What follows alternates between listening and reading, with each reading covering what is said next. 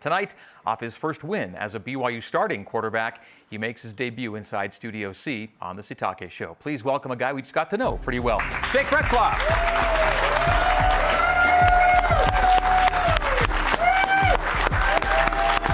Hi, Jake. Good to have you here. Thanks for coming.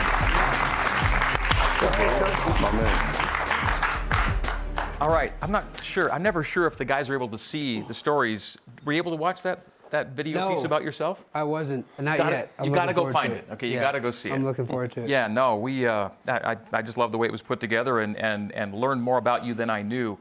Well, it wasn't your first start this past Saturday, but it was the first time you got to celebrate a win after a start. How big was last Saturday for you? It was huge. It was everything. It was some of the most fun I've ever had in my life on that field Saturday night for sure. How about the environment in the building?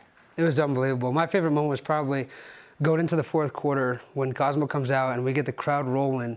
If you look at our sideline, the entire sideline is dancing on the field. Like, it was a lot of fun. Kalani tends to say most of us dancing for victories in the locker room, though, right? I mean, he generally. He's got enough to go around, that's for sure. Yeah, okay. I'm getting old, though. I'm getting old. And when, just so that everybody knows, when the crowd was getting crazy, Jake was dancing too, trying to get him to calm down and be quiet. Yeah. It is a good. I did see you doing that a couple times on Saturday night. Times. So we're gonna have to just kind of like tone it down when the offense is on. If the defense is on, just have at it. Be crazy and loud. Yeah, we want to be on defense to start the fourth quarter. That's for sure. There you go. We want to be on offense as much as we can. True. So True. Describe the quarterback competition and in particular your appreciation for Gary Bohannon as a player and as a teammate. I can't say enough about Gary. He's an incredible guy, incredible teammate, incredible leader, incredible father. Just a person that you want to be around. He's awesome. Everybody on the team loves him. Nobody on the team feels any sort of way towards anybody in this competition. It wasn't like everybody was hopping on one guy's side or the other. I think that maybe the team had a feeling, but the team was okay either way. I know that's for sure because he's a heck of a ball player, and he pushed me to be my best this fall and spring. Yeah, you observed the dynamic between the whole room, really, but these two in particular. Your thoughts on that? I think the whole team felt comfortable with either one of them playing, but you have to go through the competition and you have to reward the person that wins it. And so even though we felt comfortable with two, we know we can use two, and we actually like the other quarterbacks too. They're gifted. I mean, the entire competition made the whole room better, but the room was better because it had Jake and it had Gary in there, and the way the professionalism and the love that they shared for each other. You can't fake it, and the team saw it, and so it just trickles down to everybody else. And if the quarterbacks can handle competition really well, then imagine what the other groups can do too. You've been the number 2 behind Keaton last year. You know what it's like to be the guy that has to be ready when your number is called, as it was last year. So you know that the room has to be kind of unified, and everybody's got to have the same level of focus and preparation. Yeah, I mean, I say the biggest fans of BYU football are the guys actually in those rooms. We want to succeed more than anybody. I can guarantee that. So everybody in that room is so supportive now that it's all said and done. And Gary especially is super supportive of me. And we talk about the game plan. We talk about what we're seeing on the film and stuff like that, and then what's going on the field as well. So yeah, the guys are all super supportive because we all want to see wins at the end of the day. And so no matter who's out there, everybody wants to win. In the video profile we just watched of you, it really spelled out well your stops at JUCO, your weekend in El Paso, and then ending up here. How do you kind of describe your journey, football playing journey that puts you in Provo, Utah here in 2024? There's no way to describe it other than I'm in the place I'm supposed to be at right now. Something I came up with in high school was just stay patient and never settle. And I had to have a lot of patience through this journey, and I didn't at times. And here we are now, and I'm definitely not settling for where I'm at.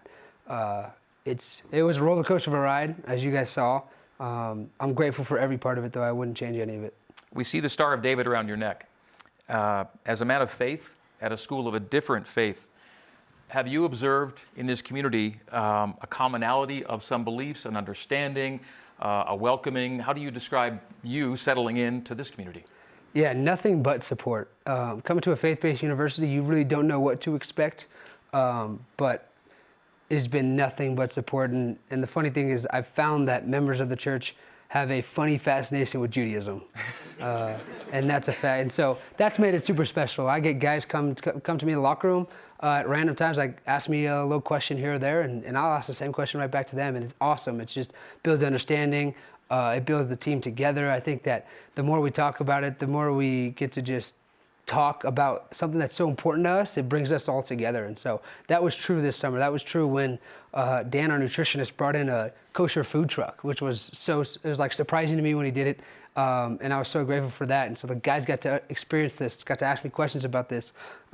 It's so cool to have all that. And it's so accessible here at a place like BYU where faith is so embraced. Yeah, does it help you be yourself in a way? Yeah, no doubt. It's like I've definitely taken up a stronger faith and a stronger experience just because I'm here, and it's so faith-based. It forces you to be faith-based and encourages you to be faith-based in your faith. And so it's been awesome to be able to grow as a person in so many ways and through Judaism at a school like this because it is so encouraged.